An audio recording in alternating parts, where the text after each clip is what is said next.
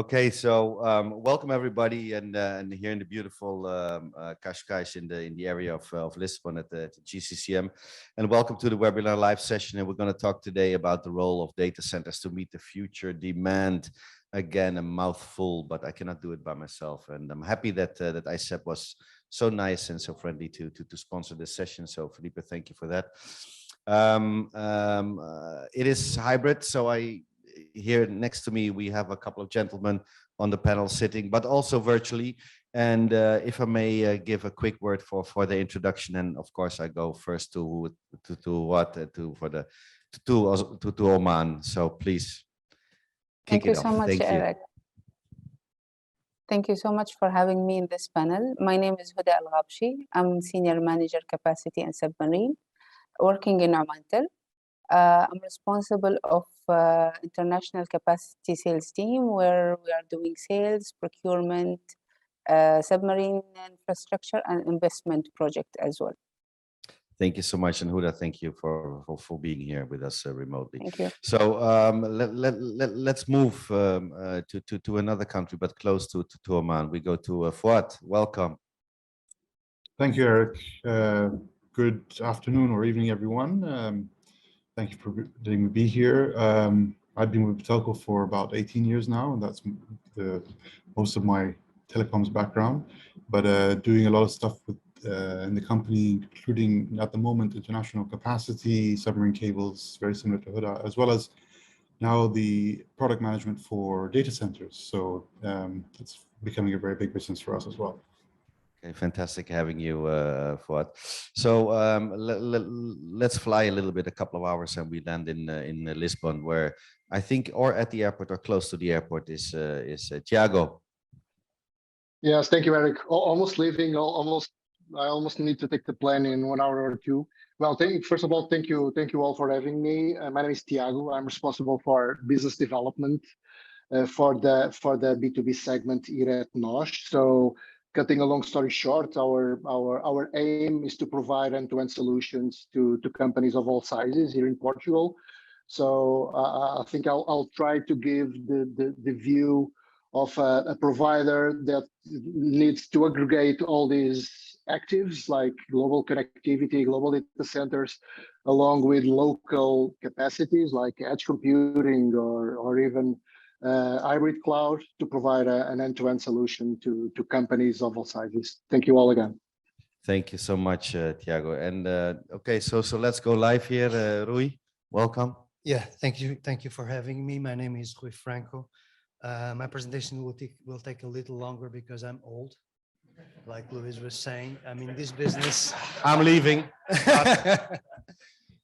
Actually, I'm in this business for 30 years. Time flies, right? You're still young. Yeah, I'm a lot of time ahead of me. But I started in Marconi. Some of you guys still remember Marconi. It was the international carrier in Portugal at the time. Some people are here. Barros we were colleagues there.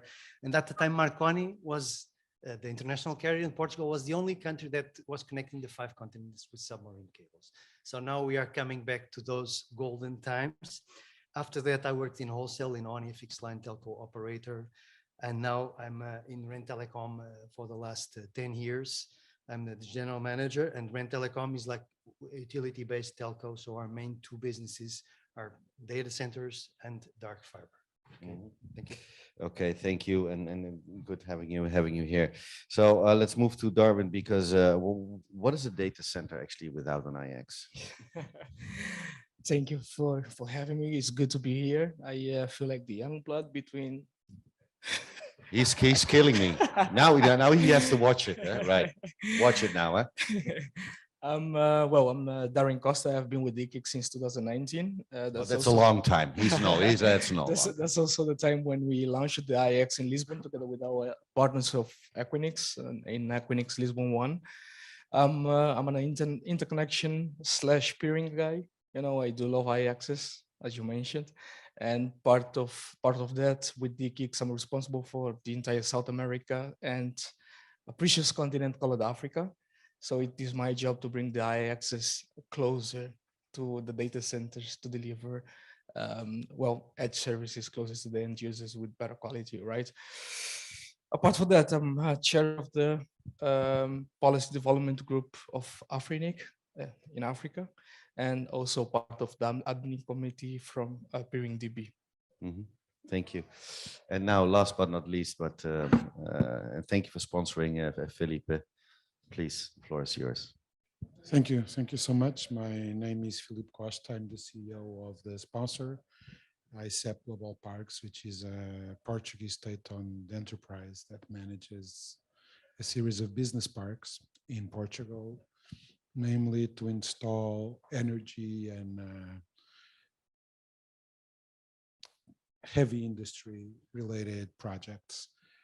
And also in 2019, we launched a business area called the SINGTech Innovation and Data Center Hub, because we believe that in the business park contiguous to the big port of Sinj, we had the optimal conditions to start a hub, bringing together cable landing stations and data centers.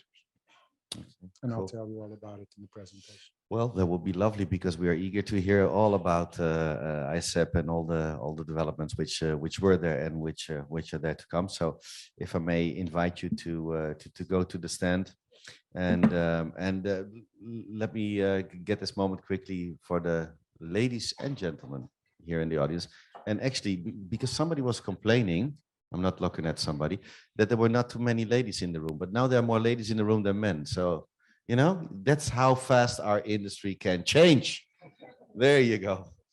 So, but what I wanted to say, guys, it's please, if you have questions, let's make this interactive. It's the last panel of today. Tomorrow we have another two coming up. So I would like to invite you to those as well. But if we have any questions, let me know, and we'll get your answers. All right. So Felipe, I think the floor is yours, and right. Please take it away. Thank you. Well, thank you very much. It's indeed a pleasure for us to be a part of this. As I was mentioning, we launched SINGTech Innovation and Data Center Hub back in 2019, as we thought we had a perfect location to host cable landing stations and data centers in Southwest Portugal. As I was mentioning, aicep Global Parks is a state-owned enterprise, so we're a government entity, which does give us some advantages in this regard. We manage vast swaths of land by Sinj, where we can accommodate projects and give them the opportunity to escalate in government-owned land. So knowing that the one supplying the land, the infrastructure, all the other inputs that namely data centers need in terms of utilities, we're just there to make sure that we're comfortable. We're not there to make money off the land. SINGTech, as I mentioned, is managed by us, aicep Global Parks, launched in 2019 with the local municipality, the municipality of Sinj, in close cooperation with our colleagues from the Port of Sinj, as our business park is actually included in what we call the Sinj Port Logistics and Industrial Complex, and with a lot of support and a lot of guidance and a lot of help from mostly two people. My former boss, back when I was young, I used to work for Mr. José Barros from Anacom. So I did have a little background in telecom and learning with the best. And also from Philippe Dumont from LLink, who was, we started this project, SINGTech, was our inaugural customer. He started this with us and the city of Sinj. We host this the industrial and logistical zone of Sinj, which has three main business areas. One of them is obviously logistics associated with the container and solid bulk terminals of the Port of Sinj. The other big area of business is energy and industry. This is the one you'll hear most about Sinj these days, about the overseas flows of LNG and Sinj playing a role in Europe's energy security and diversity. And we also have a lot, actually we have currently about corporate investments of about 12 billion euros in this energy and industry segment, about 6 in energy transition, obviously green hydrogen, green ammonia, but also a lot of alternative liquid fuels, and the other 6 billion are industrial projects that are actually coming because we can provide the opportunity for some heavy industry, some heavy chemical industry and metalworks industry to become, if not carbon neutral, close to that, and to have a series of circularity and green transition projects. And then obviously the digital, this product that we launched precisely on October 23rd, 2019. And we have 2 areas that are relatively allocated to that. In the north, where the canal for the cables to land is, and we already have their LA-Link, and we're hoping in the near future, and I'm just going to say it because it's been in the news, we have to have Medusa, and we hope to have more naturally connecting us to Northern Europe and North America. And then in the southern tip, and benefiting from a lot of existing infrastructure, from grid interconnection to seawater intake and rejection facilities, we have the data center cluster, the emerging data center cluster. We decided to launch this as we identified some competitive advantages that we believe that the site had in its tradition, as in logistics and energy, probably not for intensive ecosystems, but for big infrastructure such as cable landing stations and data centers. Its location, the fact that it serves as EU-Atlantic data gateway connections, and its proximity to Lisbon, the abundance of water supply, be it industrial usage water, be it those 2 pre-existing facilities for seawater intake and rejection belonging to the energy industry, but are now possible to share with the existing companies. One of them belongs to REN, not to the REN we have here today, but to another part of REN, which is the LNG terminal and regasification facility. And the other one belongs to the Portuguese incumbent electricity company, EDP, which used to have a big coal-fired power plant, an asset that is in itself transitioning to green energy. In green energy, we are creating a renewable energy community and getting proximity supply for a series of emerging wind and solar PV farms in the vicinity of our business park.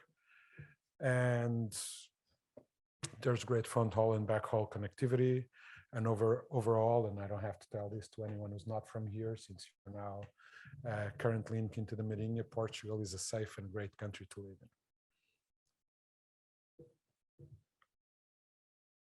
We do our landing of the cables in our preferential. We obviously do not decide that, the customers decide that. We have a preferential area for the landing and subsea cables.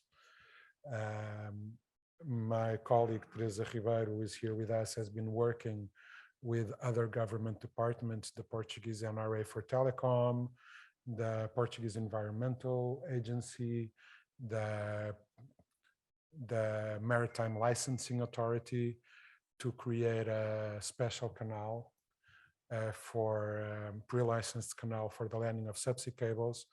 And she's already done a lot of work with them in greatly simplifying the permitting process for the landing of subsea cables. We believe indeed that we are in a great location for subsea cables. Southern Portugal in general, obviously the landing spots in the Lisbon metropolitan area, and us a little bit further down in Sines. We do believe, however, that we have some major competitive advantages, or I would dare say that maybe in Sinj, and as a public servant, I must tell you this, I believe that Sinj offers conditions for more value added in Portugal, for the better development of a data economy in Portugal. Because as I was saying, we have vast swaths of land, we have a plentiful supply of the industrial usage water, we have the seawater intake and rejection facilities, we have energy intensity, we have the capability of mobilize tens, hundreds of hectares for a data center project, and we can supply that electrical intensity, and we can make sure that there's high voltage and extra high voltage interconnection being deployed for that purpose and being built by us with our partners. And I think that's something that's going to become increasingly hard to do in the more densely populated areas of Europe, in the big metropolitan areas. And also probably in Lisbon, it would be hard to find 100 hectares and a route to develop, for example, extra high voltage line of 400 kV. I think that would be extremely difficult. And I think that more and more locations like Sinj will be the preferential locations in Europe, as they will avoid utility and resources competitions with the densely urban areas of the Union and the continent. So we proudly say we have a hub because we already have a cable landing station, and when cable has landed, and we already have a data center project. So we believe we can call it a hub. First of all, obviously we have Link that you're all acquainted with, connecting Europe and South America. Link and obviously the cables that have even more recently landed in Portugal, and the new ones that are coming are going to inaugurate a new era. We hope to have some of those cables land in Sinj, and we hope some of those cables to have an effect in attracting data centers. And as I may say, vice versa. We hope that the data center is also going to bring more cables. And as a data center, we have a big project for that. It's actually just started being built for a hyperscaler, a data center, a big data center, or 495 megawatt power, start campus, taking place in Sinj, next to the now decommissioned coal-fired power plant. We hope to have more computing, data processing, and data storage projects. This is the new project under consideration, the Medusa cable system that connects the 5 Southern European countries with 5 countries in North Africa and Turkey. And the way we try to build up on this development, on creating a Sinjtech cable landing station and data center hub, is trying to get all the partners on board. Obviously, the municipality, ourselves and Links, who are the founders of the Sinjtech concept, and then all the other relevant players in Portugal for the connectivity that the hub needs, and the developers that are starting to come on board, and obviously, first of all, Start Campus with the Sinj Transatlantic Renewable and Technology Data Center. Thank you very much. Thank you so much. Thank you, Felipe. Let's see if there's a question for Felipe. No, all clear. They're completely impressed. You see, that's how it goes. Maybe on the virtual side. So Huda, Thiago, Fuad, any questions, or was it crystal clear for you guys? No, it was clear. Cool, thank you. Okay, so let's move immediately in there. Data center landscape. Maybe Huda, you can start. Can you give us an additional overview of let's say from your perspective? What's going on with you guys? Thank you so much, Eric. For us in Untitled, we consider data is like the new oil. You know, in GCC, we are well known of having oil in our countries. So the new oil is data, and we are really working hard on getting almost everybody bring like content providers, cloud to be here in Oman. But to do this or to achieve this, you need to focus in several aspects, like having golden routes, lower latency, and redundancy. But we definitely know that this is not only infrastructure, where data center is the enabler of this ecosystem. And to have neutral data center in your country, like we focused on two things, which is open access and being carrier neutrality. I believe everybody will agree on these two aspects, where by focusing on this, we managed to get Equinix, where they did their first collaboration with an operator. You know that Equinix normally they build their own buildings or data centers alone, and this was their first collaboration with an operator. And this is, we are really thankful for Equinix for their trust on us as Untitled. And we already started having MC1 as the first neutral data center in the region. And now we are replicating the same story in Salalah, where it has a perfect location to be the international or the new transit hub. Thank you. Well, and Carlos, who's the MD of Equinix of Portugal here, he's happy with your beautiful words. We had him this morning in the session. So Fuad, also from your side, from the operator side, how does the data center landscape look like for you, and what do you see? Well, the landscape, as Huda said, is, I mean, I'm sure that the data centers are the new oil for the Gulf, and that's reflected in the number of projects that are going along in Bahrain and the region. And the demand doesn't seem to be stopping. So, you know, the demand is always there. So, the supply can't keep up, basically. We have an advantage in the region. I think we still have a relatively lower cost of power from government utilities and so forth. However, the adverse challenges, the environment in the Gulf is usually quite warmer in the summer, so the cost of cooling, temperature controls and humidity controls are really important and very much have to be maintained at the highest levels to make sure that there's no outages. No, okay. So let's move to Lisbon to Tiago. Tiago Ednos, how do you see the landscape?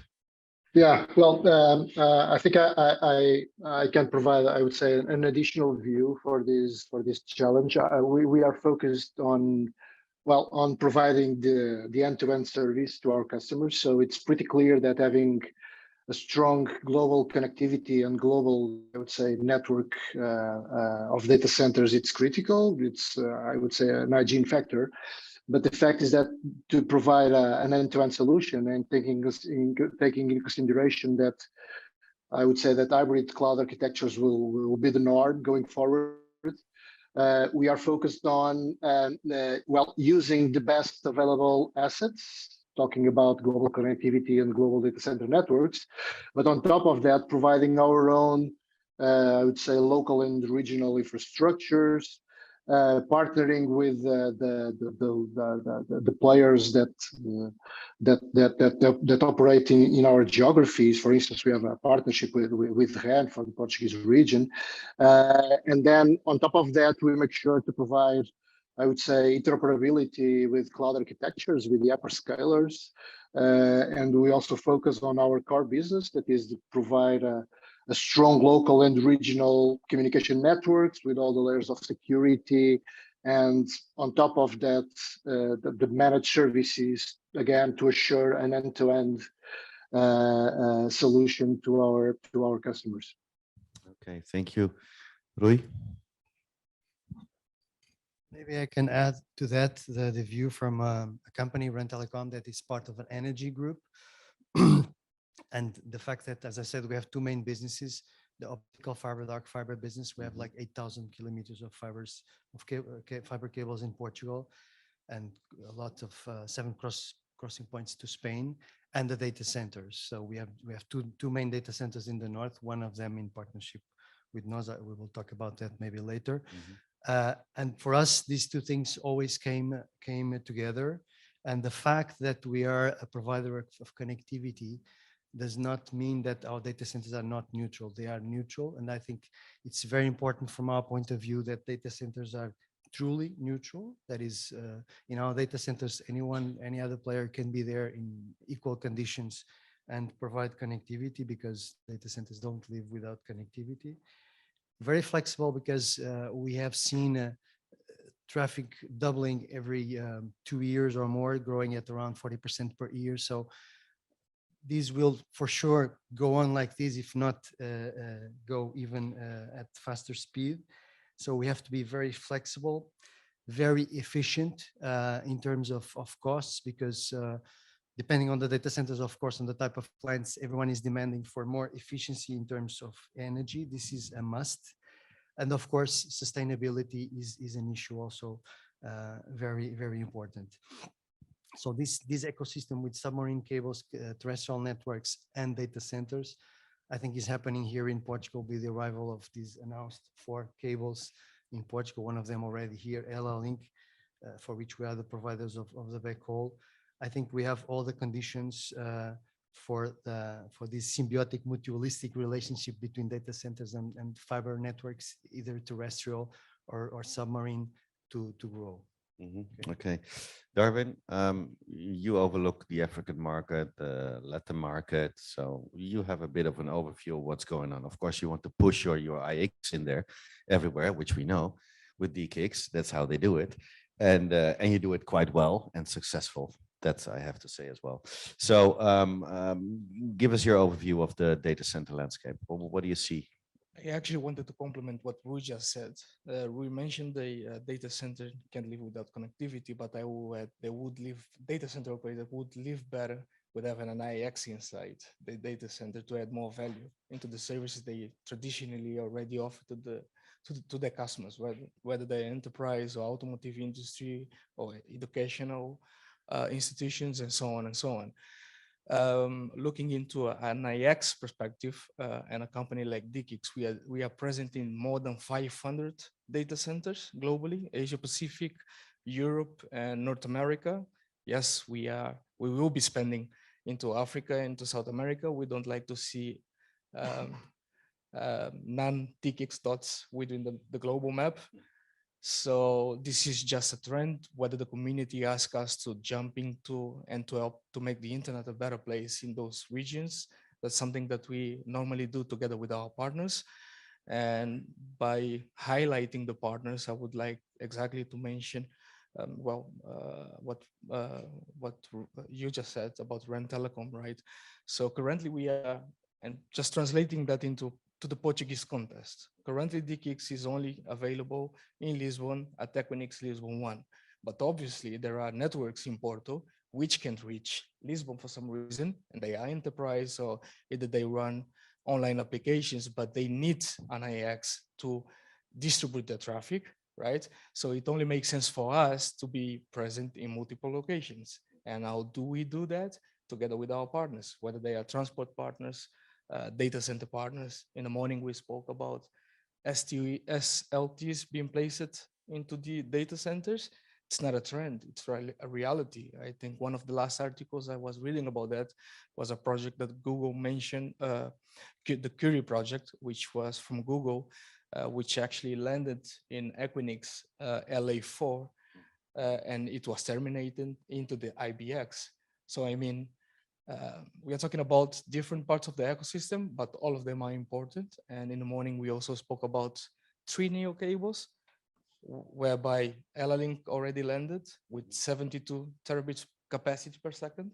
And if we sum up Link capacity to Africa and Ikiano, we are talking about more than 350 terabits per second. So I guess Portugal has a huge opportunity in here to become not just a corridor, but to become the aggregator point in South Europe, beside of Madrid or Marseille, whether you like it or not, right? Yeah. Okay. Felipe, I mean, it's true that no, let me rephrase it. Future consumption trends of bandwidth hungry consumers. A statement. What are we talking about? Can you give us an overview? What do you see? Sorry, you asked about trends Okay, of the consumers? the future consumption trends. What do you see? What will determine, let's say, the demand which is out there, I think that and maybe with the correlation we're to energy, maybe. I don't know. what we're playing on here is that demand will obviously continue to grow, capacity will continue to grow, and we think that we have the opportunity to provide green power data centers within the European Union jurisdiction. Mhm. And I think that's going to be important. And like Darwin was saying, we want our site in Sinj to be a site that combines cable landing stations and data centers. And we focus a lot on attracting data centers. And in addition to the advantages I mentioned, I would like to highlight those. We want green data centers, and these data centers are going to be located within the European Union jurisdiction. And I think that's going to become a major competitive advantage for us, even if we obviously are better positioned to be a connectivity point to South America, Africa, and North Africa and the Middle East. Okay, thank you. Thiago, also for you, future consumption trends of bandwidth hungry consumers. Yeah, sorry, Eric. Please. I was rather enthusiastic to start discussing. I can see that. Topic. Yeah. Sorry about that. Take it away. No, Take it away. Yeah, let me try to bring I would say a business perspective, or at least coming from the end user, the end company. The fact is that there are new trends like, I don't know, IoT, connected operations, well, video collaboration, remote is the new normal, as you know. As we all know, there are augmented reality, virtual reality, metaverse, well, you name it, a lot of new keywords. All of those very pretty intensive when we are talking about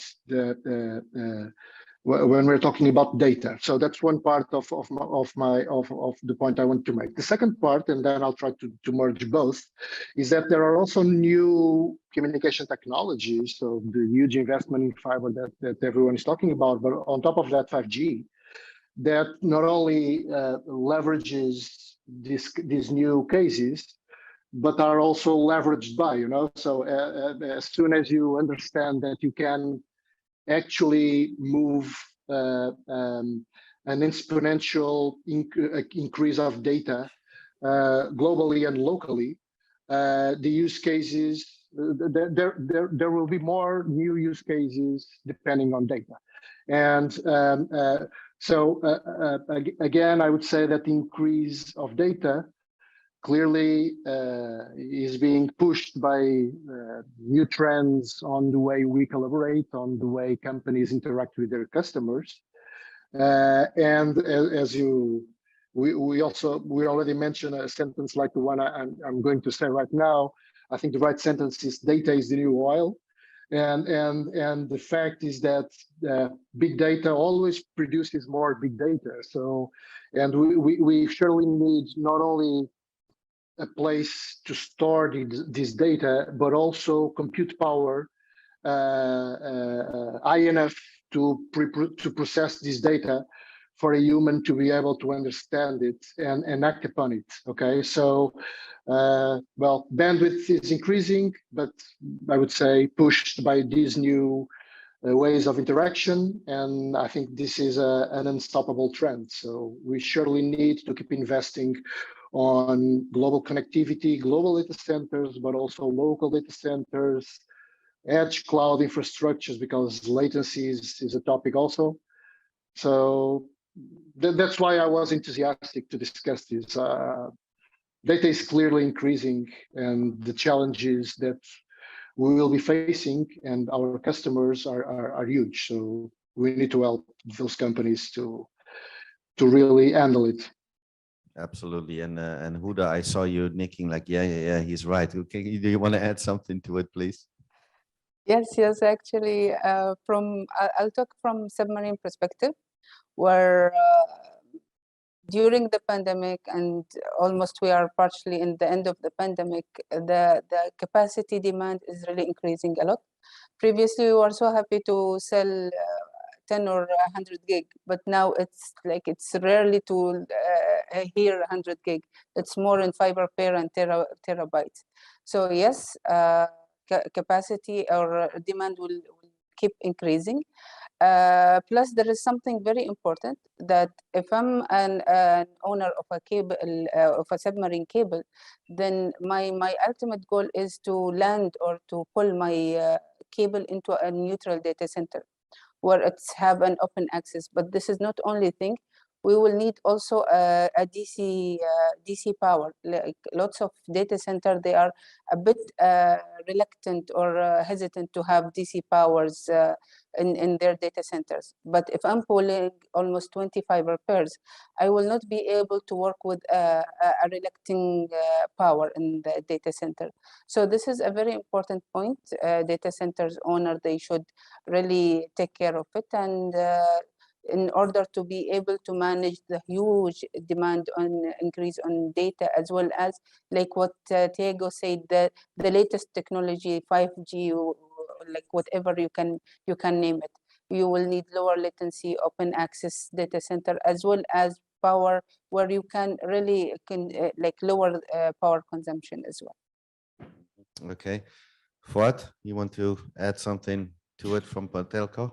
Yes, I was going to add, from Betelco's perspective, I was going to add to what Darwin was saying earlier about the IX. So, of course, Betelco also operates a Manama IX powered by AM6 in our global zone, which is our neutral data center in Bahrain. Yeah, the Amsterdam guys, right? Yes, so we work with Amsterdam IX. Yeah, not the kicks, unfortunately. No, AM6, the Dutch guys. I know. They're all good. They're all good. So yeah, we work hard. We operate. We maintain the Manama IX, and that has been a huge growth potential. So we have customers, as what I was saying, 100 gigs and above now. They're connecting. It's proven to be the fastest growing IX in the region since its inception a couple of years ago. So traffic has grown exponentially every year, and it continues to do so. Okay, Darwin, what role does for the audience? What role does the internet exchange and peering play, and help to generate new value-added services to drive growth, and by the end of the day, to maximize the revenues? Well, actually, that's a very good point, and I fully agree with what our colleague Fuad said on the AM6 developments. I'm happy to see that, especially in your region, right? What we normally see is actually, we only go into a specific data center, into a specific region where if there is really the need for us to be there, right? Because building an IXP anyone should be capable, at least network engineers should be capable of doing that, right? But it's more than comes to it, right? When we do a partnership with a data center operator, we help them to build everything surrounding from building an LT interconnection ecosystem within the data center, right? Just making sure that they do have enough space, power, and cabinets, because by the time we join into the facility, it's too late. It's too late. Exactly. And the demand will grow because, as was mentioned on the previous talks as well, you're going to have the hyperscalers connected through us. We're going to be offering a lot of services, right, from cloud services to the automotive industry.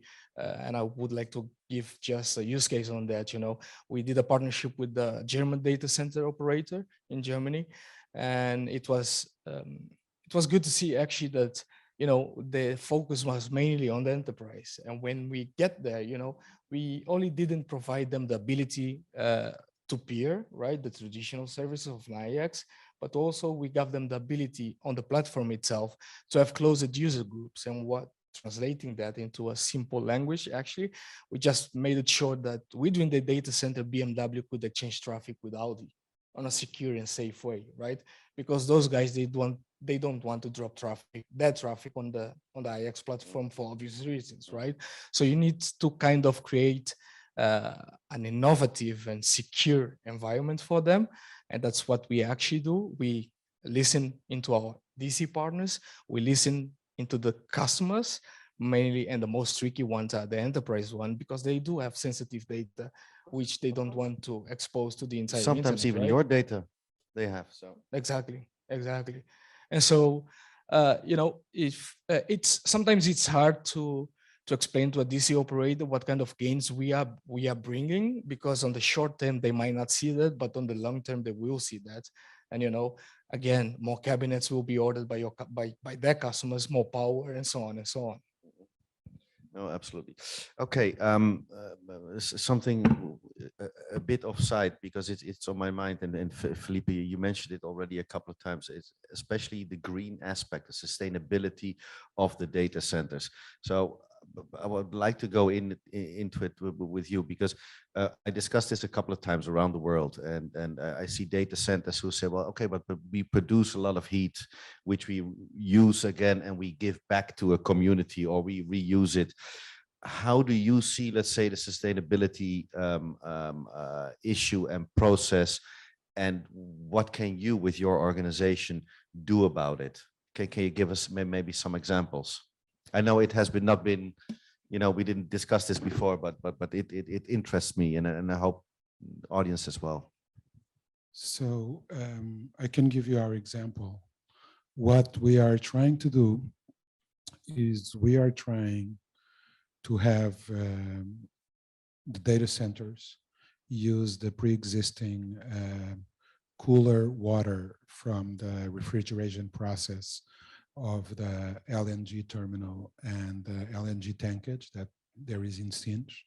There is a water rejection infrastructure that's going to have water coming out significantly cooler than the water. That water could be captured there and can be used for data center cooling. And I think that's a great way to reduce the electricity consumption of a data center, because if you're talking about green data centers, you're always talking about electricity. And personally, I'm not a big proponent of trying to limit the uses of energy or reducing the uses of electricity. But I think that if you can have alternative solutions like cooling with water of pre-existing facilities such as this, I think that's a great way to already go without a lot of the electricity we're going to use. And I was listening to our co-panelists refer that obviously is going to be a big problem in the Middle East to keep the data centers cool. And if that's done with electricity, or that obviously going to be a big usage of electricity. The other thing that we're doing specifically in Scenes is that we are setting up a renewable energy community. So we're hoping that all this energy is going to come, all this electricity is going to come from hydro, solar, wind farms. And I think that's very important for us. Specifically, it might not be important everywhere in the world, but as you know, the European Union is very invested in the double transition, you know, the green or energy transition and the digital transition. And some of the other things that we've been talking about, namely security and safety, when you start talking about IoT, when you start talking about IoT of moving things as cars, I think Europe is going to have a sovereign stance both on its green policy and on the locations of data centers and infrastructure in Europe as sovereignty. And obviously we're banking on that. No, because by the end of the day, and I was discussing this, I don't know with who, but just before lunch, is that a lot of people who are out there, and they say, listen, we need to reduce our CO2. We need to reduce, and we reduce. On the other hand, they're using their cell phone 12 hours a day. So I'm not saying look into the mirror, but we need to be creative all together. Because we do have an issue. We do have an issue. We need to live and be a bit more greener. That's what we need to do. And if it doesn't mean that we need to reduce our consumption on energy, as you mentioned, but we do find, let's say, alternative routes and sources to get that energy.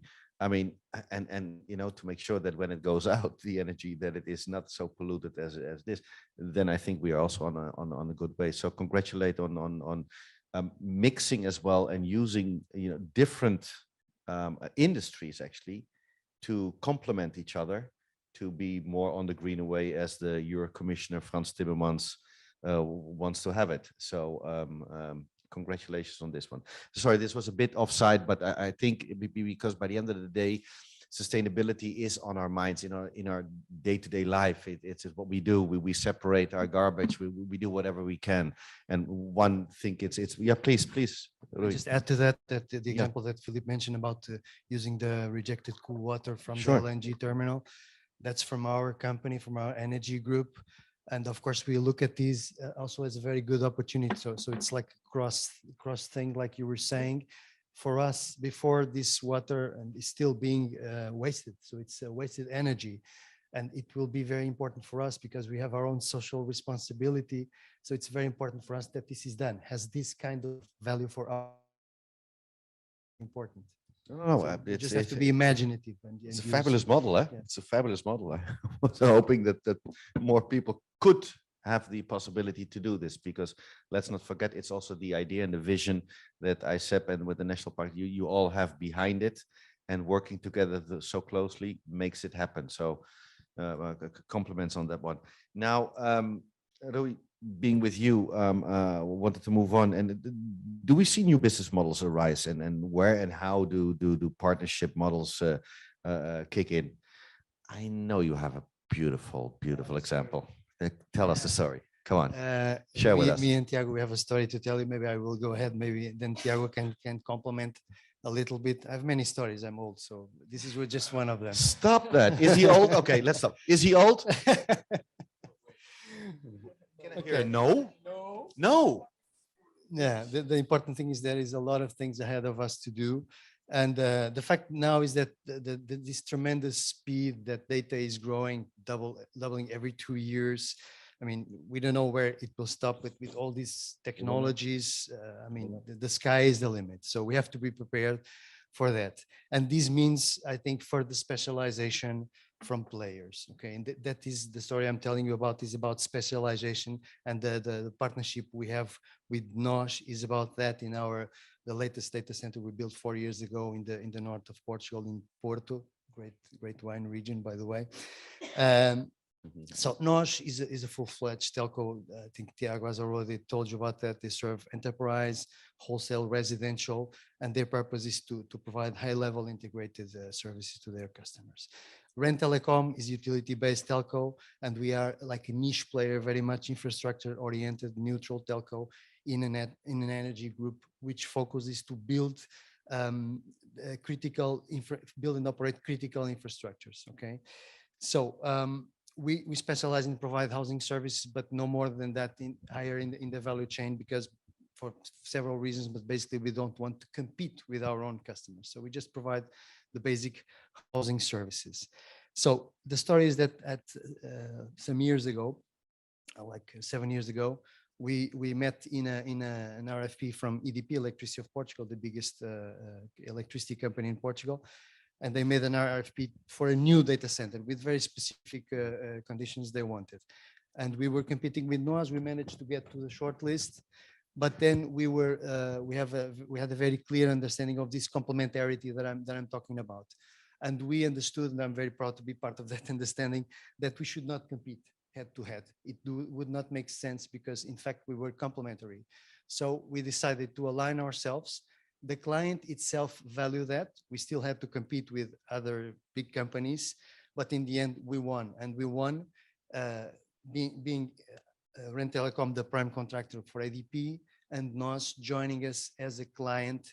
So the thing here that I want to stress also is that the data center was built from there, turnkey, with the requisites of these different partners, NOS, EDP, and our own group company, which is also a client. So it was made according to the requirements of these three companies. And I think this is a new approach that I want to share with you. This is semi-public, it's not a secret, but I want to stress this and say this is a new partnership model, but it requires partners to be very well aware of the value they bring to the end customer. Like in the case of looking for complementarities in energy, here we found complementarities, and I think it is a very nice story. It's one of the stories I could tell you. Okay, Tiago, I feel that you have something to add to this story. Well, I do. Well, first of all, although I have a whiteboard, I'm not that old. Okay, just to clarify, since I'm You look aware young. that's a not topic this afternoon. So okay, just to clarify that. Well, but focusing on and adding on what Rui just mentioned.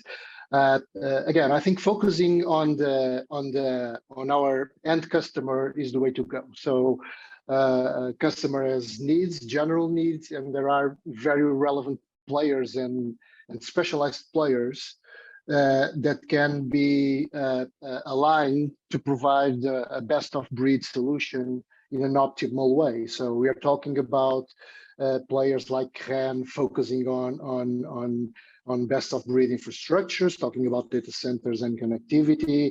We are even talking about hyperscalers, because the world is not just zeros and ones. It is not that binary. The technologies evolve. We are typically seeing nowadays hybrid solutions, extreme hybrid solutions. So our customers' infrastructures are a mix of more than 20 or 30 years old infrastructures that need to interact with best of breed public cloud solutions, and bringing and creating this Tetris. Do you know the game? The right Tetris, mixing and matching the right specialized players to provide this kind of solution. I think it's the way to go. What we did with REN is clearly a case study. We are doing additional kinds of partnerships with different players. For instance, with the hyperscalers, we are hosting their own edge cloud solutions, and because there are additional use cases that require, well, the flexibility of public cloud, but locally installed due to regulatory contexts like, well, I don't know, data sovereignty, but also like latency. So making this kind of partnerships with between infrastructure providers and telcos, between hyperscalers and telcos and infrastructure providers, for me, it's clearly the way to go. Well, and I think we should promote that kind of collaboration. Okay, thank you. Talking about the role of data centers and to meet the future demand, Huda, if I may ask you, what's the impact of, and you tipped on it already a little bit, but I want to go a bit more in deep. What's the impact of the ever-growing needs of multimedia and cloud applications and the capabilities of the access network? So 5G, FTTH. Actually, what effect do they have on the data center business? Okay. First of all, I will talk about it from submarine perspective. Like previously, we already see that that the traffic or the data is really increasing. So previously, we were partnership with oil providers or content providers.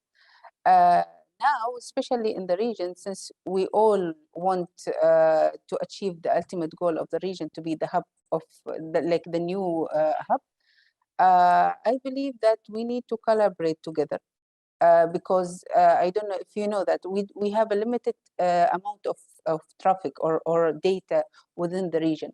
So the objective is to try to link, since the demand on the data is really increasing, to link the data centers to be seamlessly, the traffic to go seamlessly within the data center. Now we are almost finalizing a very unique partnership with one of the ISP providers here in the Gulf. And so, for example, if you want to fetch any data, if you are in Bahrain, for example, no need to come and create a POP here, but you can just come and fetch the data seamlessly from Oman. So connecting the region will be really the key to make this region as a hub. Okay, Fuad, anything to add? Yeah, I think Huda was just very much on the right track. I mean, we still have a major challenge here, which is connectivity within the region and keeping that connectivity or the data within the region. We have a couple of IXs which are quite active, but still you find that even the large operators don't interconnect with each other. The traffic still, we have many examples of this where the traffic still has to leave the region, go to Europe and come back. And that puts a lot of strain on the networks, I believe, but also has a very bad user experience for the end user. So it's good to see that there are initiatives happening in Oman as well. I mean, UAE has also been there for a while. Bahrain has done a lot as well for that space. And I hope that there's a lot of talk in the region. You see in a lot of the events, you know, there's talks all the way up to Iraq about IXs being open there. And I believe DICX is also involved a little bit there. Yeah, so Kuwait is also trying to pick up on there, and also Saudi. So it's a major challenge for the region. Okay, thank you so much. Ladies and gentlemen, any questions from you out of the audience here for Huda and the gentleman? You're so clear, all guys. It's fantastic. So, sorry, what? It's not interesting, your age. I would say 38 max. So that's it. So looking at the time, and I know Thiago, and thank you for staying with us so long, because you have to run now for your flight. I know. So I would like to ask you for the closing round, just a quick one. Scoping the future, what can we expect? What are your predictions? Well, just a very quick and final note from my side, just emphasizing, well, some of the things that were discussed. Bringing the right partner ecosystem focused on specific customer challenges. I think that's the summary I can make. We are all specialized partners, specialized companies, or specialized providers in specific parts of the equation. But the fact is that with the evolution of technology, with evolution of needs, with new types of demands, really understanding the customer needs, and then design and bring together the right pieces of the puzzle, I think it's the key, not only for our, well, survival and growth, but more important than that, to really answer our customers' needs and challenges. Okay, thank you. Huda, for the closing round, give us your famous words. What's there to expect?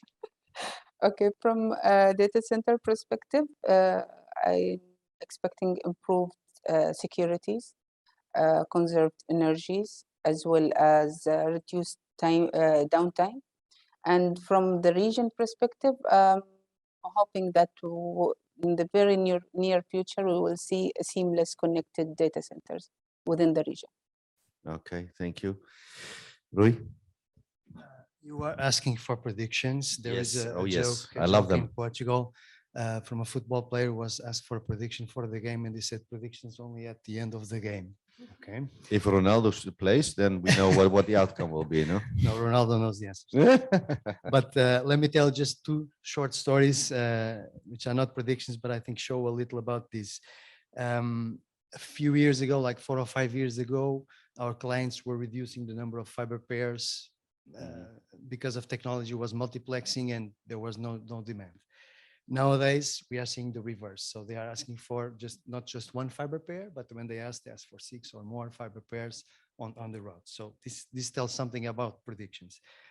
Coming to data centers, and we are talking about the same thing, which is traffic demand. We finished our data center in 2018, and 3 years later, we were already doubling the capacity of the data center. Fantastic. Darren? Oh, yeah, just a couple of remarks from my side. And we spoke about young blood with a lot of consumption data. I think this will remain and it will become heavily eventually. And I think all of us should do our part, whether you're on the IX side, on the data center side, or on the CLS side. And I think Rui gave us a good example what they achieved together with the folks from NOS. And I think if we all can work together, into providing services to the end users, to the eyeballs with better quality, that's what we all want, right? And just to close my speech and looking, since we are in Portugal, actually, I really hope that Portugal does not lose the window of opportunity, because we saw that the cables are coming in. We saw some pictures from the folks from Altice landing a Keanu in Sesimbra. Yep. So the bandwidth is coming, and I really hope that Portugal is prepared for that, and we are here to help, I guess. You better make sure you're prepared. Before we go for the closing statement from Felipe, want to go to Fuad, your closing words to the audience?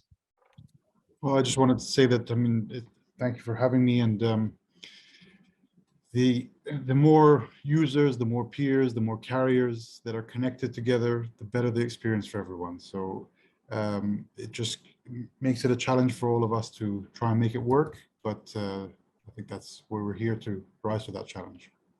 Okay, thank you. And now, Felipe, some famous last words. I mean, from you, from aicep. So please take it away. I hope I don't collapse after my famous last words. I think that, all just, not to, I think we're going to see a lot of investment. All this that we've been talking about, demand, capacity, all these things that we've spoken about, 5G, augmented reality, and artificial intelligence, IoT of moving things, this and that, it all adds up. And I think that sometimes we look at the world economy and we see that the web-based companies have become the biggest companies in the world, be it, Amazon for e-commerce, AWS, Google, content companies like Netflix and so on. But I think that trend's going to continue. There's going to be new economic models pushing this. There is obviously Industry 4.0, but there is also the up and coming web-based shared economy model that's already bringing up some major players. And I hope in all of that the gap doesn't widen. And I hope that the Southern Hemisphere is not forgotten. I hope that what I said before doesn't mean that Europe's going to become a fortress. And I truly hope that Sinj can play that role in connecting Western Europe to South America, Africa, and play a positive role in that. Okay, thank you so much. And with these words and vision, actually, ladies and gentlemen, I would like to close this session, and I would like to thank you, Huda, my beloved. Hugs to Oman as always, and hope to see you soon. Tiago, safe flight. Thank you so much. Fuad, see you next time, but live, and and Darwin and Felipe. So thank you so much, and audience, thank you for sitting here live with us, listening to us, and for you out there, on the World Wide Web. That's why we do it for you. So stay with us, and for the people who are here, we're gonna have a party tonight, and it's sponsored by Carlos. Carlos, are you still here? You're going to pay tonight, right? For the drinks. Together with Jeff, right? From Infinera. So I'll have a G&T. Can I order already? No, I can't. So thank you so much. Stay tuned with us. I wish you a nice remaining of your day and a lovely evening. We'll see each other all later there. Don't say no, because I'll be angry. And to my panelists, thank you again. Thank you, aicep, for the sponsoring this session. And to everybody, for you out there, Stay cool, stay safe, stay green, and we love you. And see you tomorrow. Thank Thank you, you. Eric. Thank you. Bye bye.